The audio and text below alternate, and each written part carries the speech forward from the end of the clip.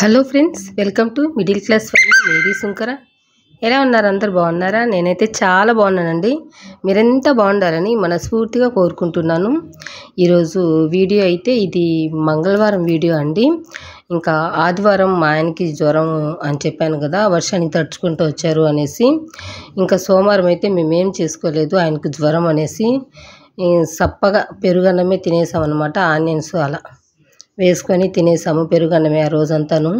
మరుసటి రోజుకైతే నోరంతా సవ్వగా అయిపోయిందండి అసలు. ఇంకా మా పాప అయితే అమ్మ చప్పగా ఉంది నోరు, ఇంకేమైనా చేయవా అనేసింది. ఇంకా చేయలేదు అంటే బయట తెమ్మంటుంది అనమాట, ఫ్రైడ్ రైస్ అలాంటివి. ఇంకా ఎందుకు వచ్చిన బాధతి అనేసి ఎగ్గు కర్రీ అయితే చేద్దాం అనుకున్నాను. ఎగ్ కర్రీ ఎందుకులే అనేసి మళ్ళీ రొటీనే కదా, ఎగ్గు పులావ్ లాగా చేద్దాము అనేసి ఈరోజు అయితే ఇది ఫస్ట్ టైమే చేస్తున్నానండి. అసలు బాగా కుదిరిందనమాట ఫస్ట్ టైం కూడాను. అందుకనేసి మీతో నేను ఫస్ట్ టైము చేసిన వంటలు కూడా షేర్ చేసుకుంటూ ఉన్నానమాట. ఏది కూడా ఈ మధ్య ఈ కాలంలోనే చేస్తూ ఉన్నాను నేను వంటలు అయితే మాత్రం. మా ఇంటి దగ్గర బాగా చేసేదాన్ని, కానీ ఇక్కడికి వచ్చిన తర్వాత ఒక 3 years అయితే నేను ఇలాంటి ఫుడ్ అసలు ఏమీ చేయలేదన్నమాట ఇంట్లో. మా పిల్లలకైతే నోరు కట్టేసినట్టు అయిపోయింది అదనమాట. ఇదిగోండి, ఇంకా ప్రాసెస్ అయితే స్టార్ట్ చేస్తున్నాను ఇక్కడ. ఫస్ట్ అయితే స్టవ్ ఆన్ చేశాను. ఎగ్ పులావ్ ఎలా చేశాను అనేది మీతో షేర్ చేసుకుంటూ ఉన్నాను.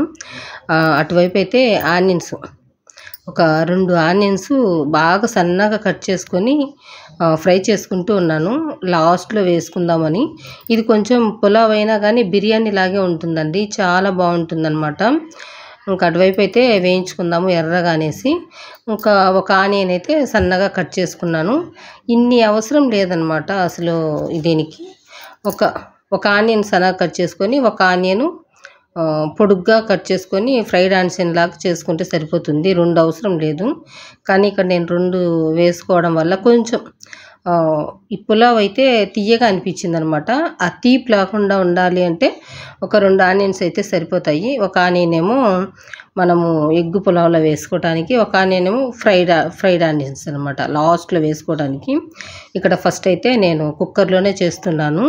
ఫస్ట్ ఆయిల్ వేసుకున్నాను అనమాట. ఒక 4 tablespoon వరకు ఆయిల్ వేసుకున్నాను.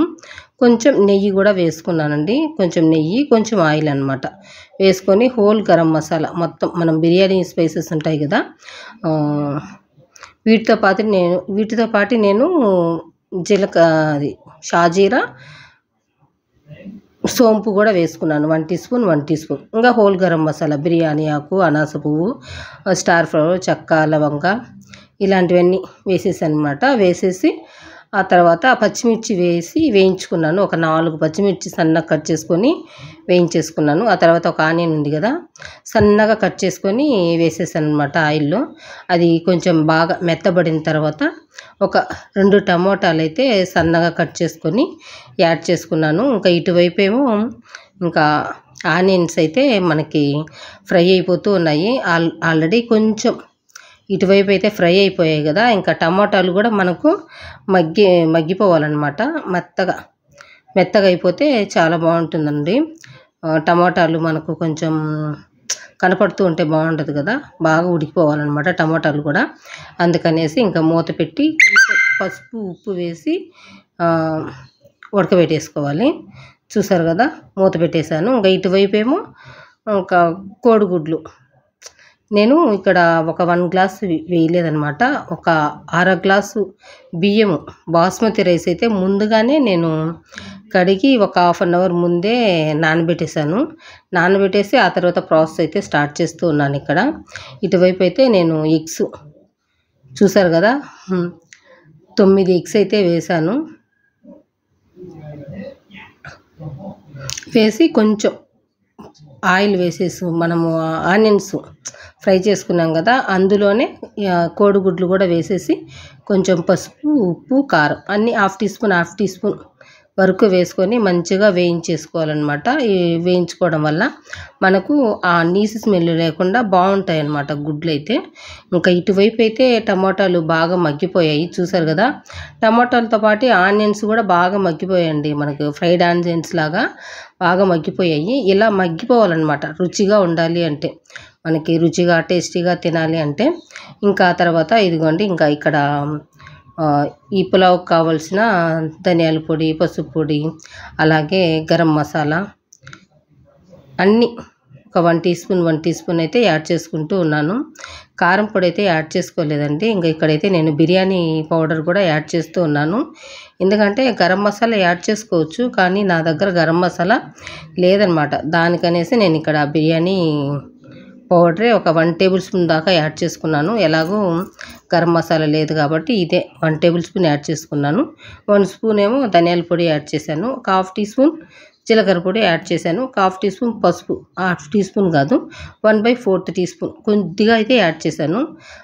వేసుకోవడం వల్ల కొంచెం కలర్ అనేది వస్తుంది కదా, అందుకనేసి అనమాట. యాడ్ చేసుకొని ఇదిగోండి పెరుగు ఒక హాఫ్ కప్ వరకు వేసుకున్నాను అనమాట. పెరుగు వేసుకుంటే మనకు పులావ్ తిన్నట్టు అనిపిస్తుంది. అందుకనేసి నేను పెరుగు కూడా యాడ్ చేసుకున్నాను. ఒక హాఫ్ కప్ యాడ్ చేసుకొని మూత పెట్టి ఇది మంచిగా ఉడికించుకోవాలన్నమాట. ఆయిల్ పైకి తేలేంత వరకు ఉడికించుకున్నామంటే మనకు ఈ రైస్ అనేది చాలా బాగుంటుందండి. చూసారు కదా, ఈ విధంగా అనమాట. బాగా ఉడికిపోవాలి, అందులో వాటర్ అంతా పీల్చేసి మనకు ఆయిల్ అయితే పైకి తేలాలి. ఈ విధంగా తేలిన తర్వాత మనం నానబెట్టుకున్నాం కదా బాస్మతి రైసు, అవి ఇప్పుడైతే కొత్తిమీర యాడ్ చేసుకోవాలి. కొత్తిమీర కొంచెం సన్నగా కట్ చేసుకొని యాడ్ చేసుకోవాలి. ఇంకా నా దగ్గర అయితే పుదీనా లేదనమాట. పుదీనా కొత్తిమీర సన్నగా కట్ చేసుకొని యాడ్ చేసుకుంటే సరిపోతుంది. ఇంకా నా దగ్గర లేదు కాబట్టి ఓన్లీ కొత్తిమీర వరకే యాడ్ చేశాను, పుదీనా వేయలేదనమాట. ఈ విధంగా వేసుకొని మంచిగా మిక్స్ చేసేసుకొని ఇంకా మనం నానబెట్టుకున్న బియ్యం ఉన్నాయి కదా, బియ్యము వాటర్ అనమాట. నేనైతే ఇక్కడ 1.5 గ్లాసు బియ్యం అయితే తీసుకున్నాను. అవి ఒక గుండంలో వేసి 1.5 గ్లాసుకి 3 గ్లాసులు వాటర్ అయితే వేసి నానబెట్టేశాను అనమాట. అవి కొలత వేసుకునేసరికి మనకు అక్కడ 2.5 గ్లాస్ అయితే వచ్చిందనమాట. నేను ఇక్కడ 2.5 నానేసరికి హాఫ్ గ్లాస్ పీల్చుకునేస్తుంది అనమాట బియ్యం. అప్పుడు 2.5 గ్లాస్ అయితే వాటర్ వచ్చేస్తాయి, సరిపోతుంది అనమాట. మాకైతే మెత్తగా ఉడికిపోవాలన్నమాట. మా ఆయనకైతే ఇంకా కొంచెం పలుకుగా ఉన్నిందనుకోండి, అన్నము ఉడకలేదే అనేసి అడుగుతారు మా ఆయన అయితే. అందుకనేసి నేను అలాగే 1.5 గ్లాసుకి 3 గ్లాసులు వాటర్ అయితే వేసేసుకొని నానబెట్టుకొని మొత్తం అలాగే వేసేసుకున్నాను. మీకు కొంచెం వద్దు అనిపిస్తే 2 గ్లాసులు వేసుకొని బియ్యం వేసుకుంటే సరిపోతుందనమాట. ఎందుకంటే ఆల్రెడీ హాఫ్ అన్ అవర్ మనకు బియ్యం నానిపోతాయి కదా, అందులో ఒక హాఫ్ గ్లాస్ వాటర్ అయితే ఉంటాయి కాబట్టి ఇబ్బంది లేదు. 2.25 గ్లాసు అలా వేసుకుంటే సరిపోతుంది వాటర్ అయితే.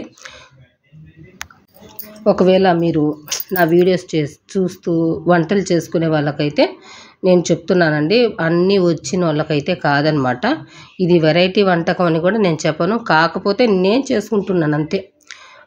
కొంచెం వెరైటీగా ఇలా కొంచెం స్పైసీగా తింటే టేస్టీగా ఉంటుందనేసి నా వరకు నేనైతే చేసుకుంటున్నాను. మా పిల్లలకి రుచిగా పెట్టేద్దాము అనేసి, ఎందుకంటే నిన్నంతా తినలేదు కాబట్టి ఇలా చేసి చూపిస్తూ ఉన్నాను. ఇంకా చూసారు కదా, ఇది మనకు టేస్ట్కి తగ్గట్టుగా సాల్ట్ వేసేసుకొని టేస్ట్ చూసుకొని ఆ తర్వాత మనం ఫ్రై చేసుకున్న గుడ్లు ఇంకా కొద్దిగా నెయ్యి పైన యాడ్ చేసుకొని ఫ్రైడ్ ఆనియన్స్ కూడా వేసేసుకున్నామంటే వేసేసుకొని మూత పెట్టేసి ఒక 2 విజిల్స్ వచ్చిన తర్వాత ఒక 10 నిమిషాలు ఆగాలన్నమాట. విజిల్స్ వచ్చిన తర్వాత కూడా ఒక హాఫ్ అన్ అవర్ వదిలేసినా కూడా మనకు రైస్ అనేది చాలా పొడిగా ఉంటుంది.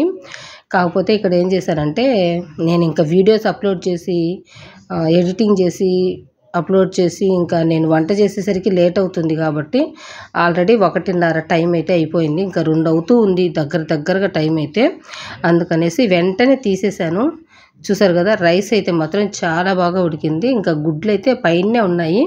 ఇంకా రైస్తో పాటు గుడ్లు పెట్టాలి అనుకుంటే అవి విరిగిపోతాయి అనేసి నేను అన్నం కూడా బాగా విరిగిపోతుంది అనమాట ఎట్టంటే అట్లా పెడితే. అందుకనేసి ఫస్ట్ గుడ్లు అయితే ప్లేట్లో పక్కా తీసేసాను. ఇంకా తర్వాత అన్నం ఇదిగోండి సింపుల్గా అలా అనేస్తూ ఉన్నాను అనమాట. ఫాస్ట్గా పెట్టేసామంటే మొత్తం విరిగిపోతుంది, మొత్తం ముద్దగా అయిపోద్ది అనమాట. అందుకే కొంచెం లైట్గా మనం నీళ్ళు తగ్గించుకుంటే సరిపోతుంది. మాకైతే ఈ రైస్ క్వాంటిటీ ఈ ఉడికే విధానం మాత్రం సరిపోతుంది. ఎందుకు అంటే మా ఆయనకి బాగా ఉడకాలన్నమాట రైస్. కొంచెం మెతుకులున్నా కూడా నచ్చదు. అంటే నాకు నచ్చినట్టుగా మా ఇంట్లో తినేటట్టుగా అయితే నేను ఇక్కడ చేసుకున్నాను. అదే మీతో షేర్ చేసుకుంటూ ఉన్నాను. చూసారు కదా, పొడి పొడిగా అయితే వచ్చింది. కొద్దిసేపు ఆగితే అది పొడి పొడిగా అయిపోతుంది. మనం వెంటనే తీసేసామంటే అది మెత్తగా మొత్తం నలిగిపోద్ది అనమాట. ఒకవేళ అలా తీసుకునేటప్పుడు నిదానంగా మనం తీసి పెట్టేసుకున్నామంటే మనకు పర్ఫెక్ట్గా ఉంటుంది. మనం తినే టయానికి పెట్టుకొని తినబోయటానికి మెతుకులుగా చాలా బాగుంటుందన్నమాట. ఇందులోకైతే నేను ఇంకేం వేయలేదు. ఓన్లీ రైతా మాత్రం చేశానండి. ఆనియన్స్, కొంచెం కొత్తిమీర, పచ్చిమిర్చి సన్నగా కట్ చేయమన్నాను మా పాపనైతే. కట్ చేసి ఒక 1/2 లీటర్ పెరుగు, ఒక 1 గ్లాస్ వాటర్ వేసి కొంచెం సాల్ట్ వేసి మంచిగా మా పాప అయితే రెడీ చేసేసిందనమాట. ఇంకా అది మేము అన్నంలో పెట్టుకొని తినేసాము. చాలా తృప్తిగా తిన్నామన్నమాట. అది మీతో షేర్ చేసుకుంటూ ఉన్నాను. ఇదిగోండి, ఇంకా మా ఆయన అయితే వస్తూ ఇంకా ఇక్కడ యాపిల్ పండ్లు, అలాగే మామిడి పండ్లు, పనసకాయ అయితే తెచ్చారు. మా పాప ముందే అడిగిందంటండి పనసకాయ. ఎప్పుడు స్కూల్ అయిపోయినప్పుడు అడిగిందనమాట. స్కూల్ లీవులు ఇస్తారు కదా, అప్పుడు ఎక్కడో చూసి నాన్న పనసకాయ తీసి అని చెప్పేసి అడిగిందంట. ఇంకా మా ఆయనేమో మీకు 1, 2 అయితే సరిపోవు నాన్న, కాయ అయితే సరిపోతుంది, కాయ తెస్తానులే అని చెప్పారంట మా ఆయన అయితే. ఇంకా మా పాప సరేలే నాన్న అని చెప్పిందంట. మండి దగ్గర మనకు తక్కువ రేటుకి ఇస్తారు, కాయ అయితే సరిపోతుంది అని చెప్పారంట. అది ఇంకా 10 డేస్ తర్వాత మా ఆయన వచ్చేటప్పుడు ఏడో పెద్ద మండి అనమాట. అదే అంటే ట్రాక్టర్లో తెచ్చిపెట్టారంట. ఇంకా అక్కడ మాట్లాడేసి ఇది 300, 400 అయిందంట ఈ కాయ అయితే. పండ్లు అయితే చాలా పెద్దగా ఉన్నాయండి. చాలా అంటే చాలా పెద్దగా ఉన్నాయి. యాపిల్స్ ఏమో ఇంకా మా ఆయనకి జ్వరం వచ్చింది కదా, నేనే తెచ్చుకోమని చెప్పాను. ఏవైనా పండ్లు తెచ్చుకోండి అని చెప్పాను. అందుకనేసి ఇలా 3 రకాలుగా అయితే తెచ్చేశారు. మామిడికాయలేమో మేమే తినేసాము, నేను, మా పాప, మా బాబు.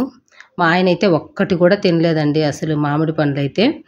ఇంకా అలా ఇదిగోండి, ఇంకా సాయంత్రం గుడ్డు చేశాను కదా, మా పాప అయితే చాలా హ్యాపీగా ఫీల్ అయింది. సరేలే అనేసి మళ్ళీ సాయంత్రానికి ఇంకా కేక్ కూడా చేశాను. చాలా రోజుల నుంచి అడుగుతుంది మా పాప అయితే కేక్ చేయమని. నేనైతే చేయలేదండి. ఎందుకు అంటే పాలుంటే పాలతో చేసుకుందాము అనుకున్నాను.